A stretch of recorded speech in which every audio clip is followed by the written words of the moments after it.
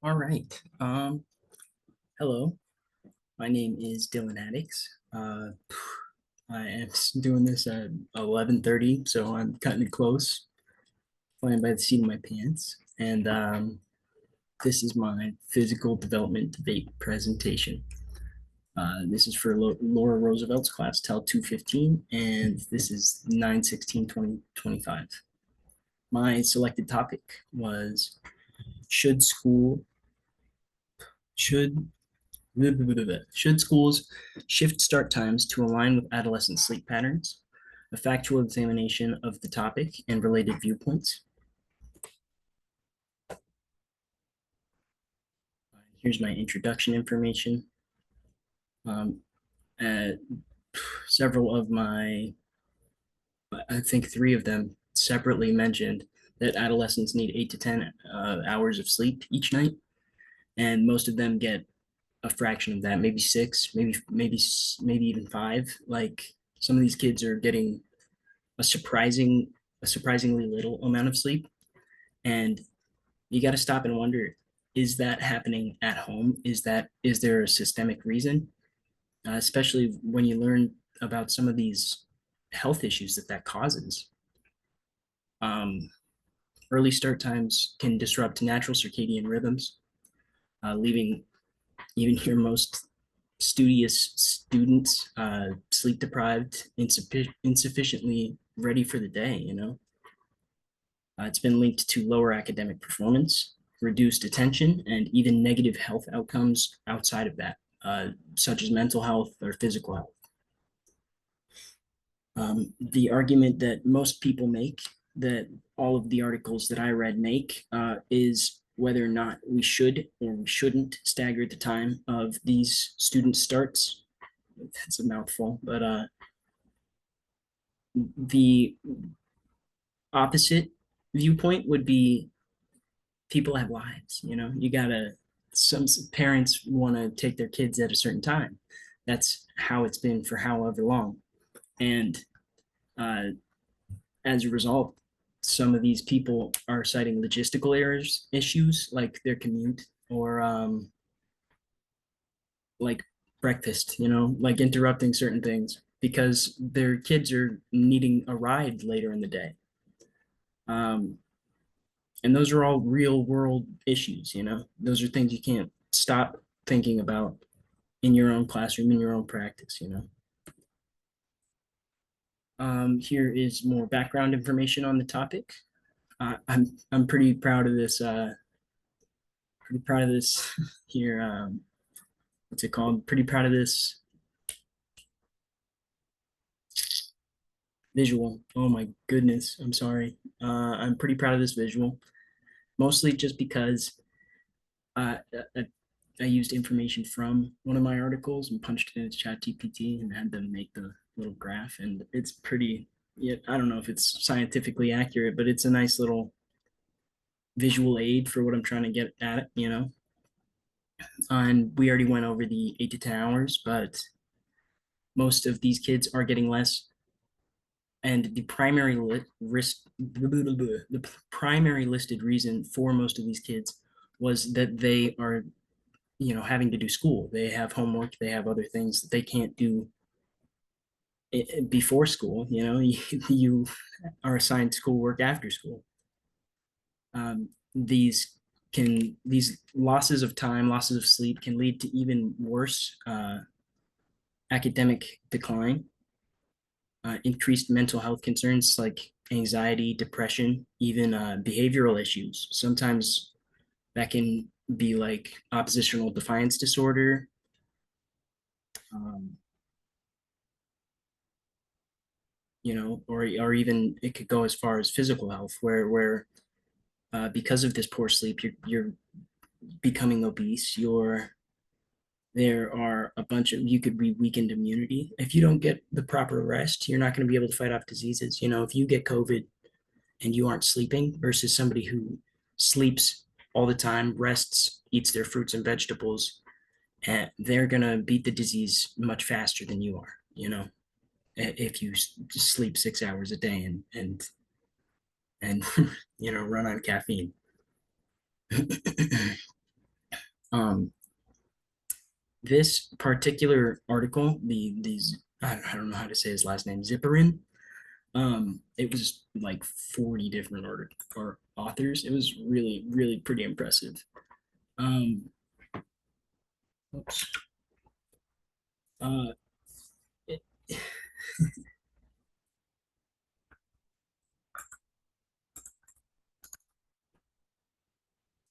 it went over why, or it went over the specifically California. It went over California and their SB 328 law and why it was effective. Um, it well, it essentially turned into legislation the suggestions of you know the scientific community, and it made law that these schools had to start later. I don't know. That's kind of a you know weird topic.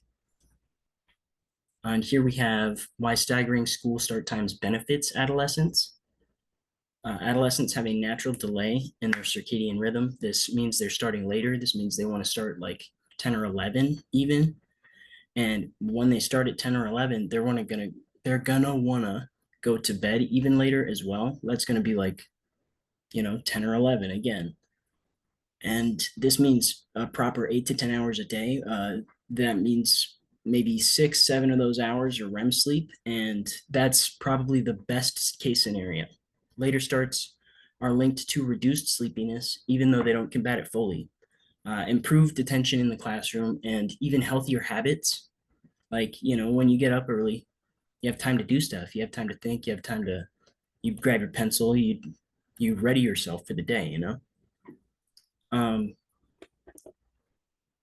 This also reduces absenteeism and even tardiness amongst all ages, which I thought was pretty impressive. But, thinking about it, if you're already bound to be late, it is a lot easier to be absent. And if you're not going to be late at all because your school starts later, then you have more incentive to go at the beginning time. You're going to be up, you're going to be ready, and you're going to be prepared for your day.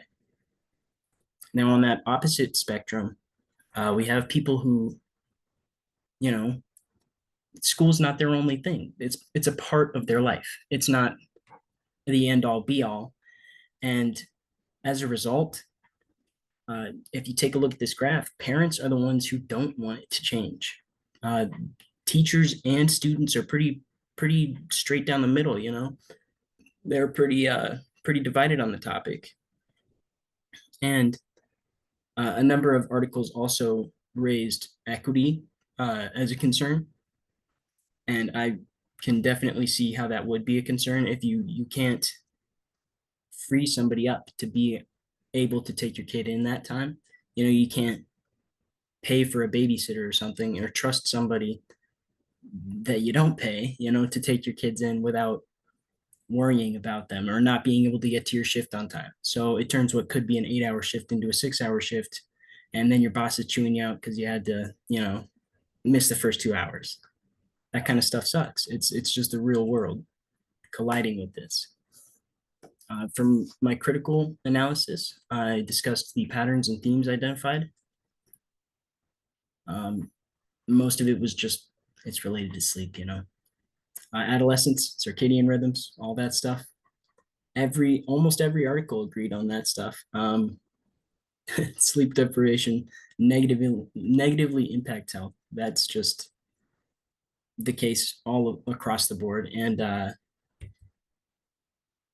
it even affects, like, if you're driving age, it affects your ability to operate a motor vehicle.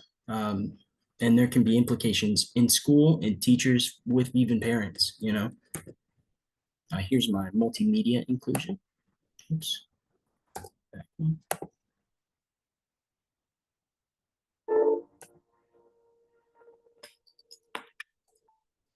So, young man making his argument for why he thinks that they should stagger school start times.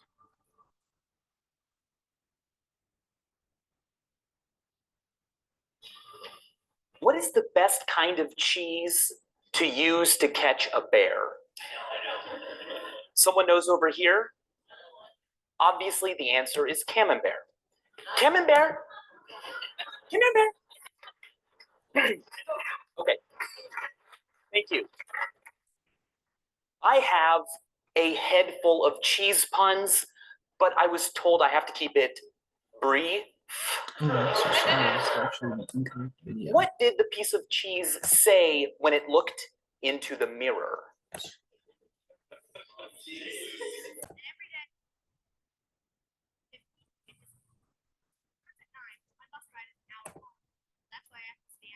There we go. Sorry, I screwed that up.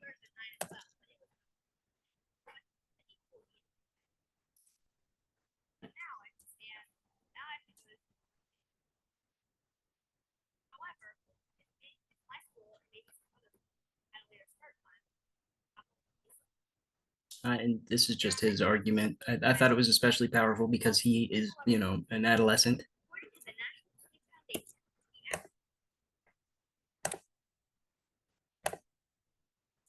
As far as my slideshow goes, my personal perspective is that it is very important to get the proper amount of sleep. Everybody needs it, and evidence for the opposite side was circumstantial at best. They included an interview with a California parent where they stated new start times will interrupt their work schedule, but